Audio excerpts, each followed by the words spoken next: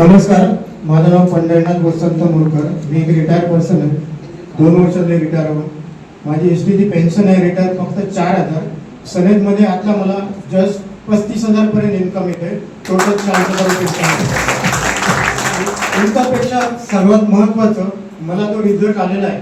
स्वतःला पण रिझल्ट आला आणि माझ्या मित्रांना पण रिझल्ट आला. पण स्वतःचा मी सांगतो की मला बीपीचा त्रास होता. हा बीपी जवळजवळ 180 पर्यंत जाता. हा कधी निघून गेला मला कळलंच नाही कालपर्यंत. त्याच्यानंतर माझे मित्र आहेत मिस्टर संतोष गाडगे. मला या ठिकाणी चांगला एक रिझल्ट आला.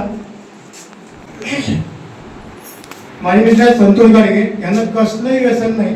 साध्य सुपारी कांडण कोणात नाही. इलेक्ट्रिशियन आहेत. त्यांना तोंडाचा अल्सर आहे सारखा वरच्यावर व्हायचा आणि त्याचं कन्वर्ट रिझन झालं की त्यांना टाटाला जेव्हा दाखवलं तेव्हा त्यांना कॅन्सर डिटेक्ट झाला आणि जस्ट मी तेव्हाच माझी सनेजमध्ये एंट्री झाली. मला काहीच आयडिया माहिती नव्हती याच्यातली. प्रॉडक्टची पण काही माहीत नव्हती. पण मी प्रॉडक्टची थोडीशी माहिती घेतली. थोडंसं डेअरिंग पण केलं. त्यांना ॲक्च्युली नवीन सरांमधून सगळी औषधं द्यायची. तोंडाने काहीच खात नव्हते. मिस्टर बाताळे सरांना विचारलं मी की याची माहिती घेतली की माझ्या मित्रांना असं कॅन्सर झाला आहे तर त्यांना कुठलं प्रॉडक्ट देऊ.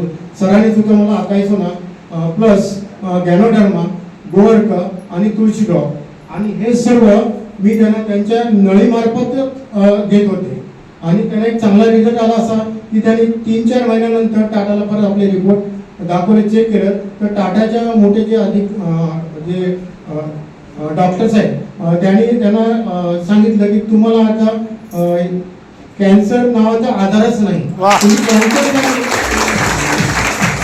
तुम्ही कॅन्सरसाठी कुठलं औषध घेण्याची गरज नाही. तुम्हाला जर त्रास होत असेल, दम लागत असेल, विकनेसपणा असेल तर तुम्ही फूड सप्लिमेंटरी घेऊ शकता.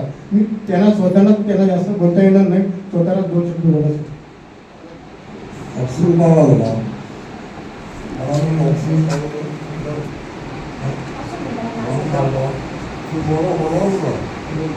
तिथपासून त्यांना आता बोलवलंच नाही. हा महत्वाचं आहे की त्या हॉस्पिटलमध्ये सांगितलं होतं त्यांच्या 16 केमोथेरपी झाल्या. सांगायचं राहिलं 16 केमोथेरपी झाला बेतनी हॉस्पिटलमध्ये त्याने केलं आणि त्याने सांगितलं होतं की हा तुमचा आजार आयुष्यात बरा होणार नाही.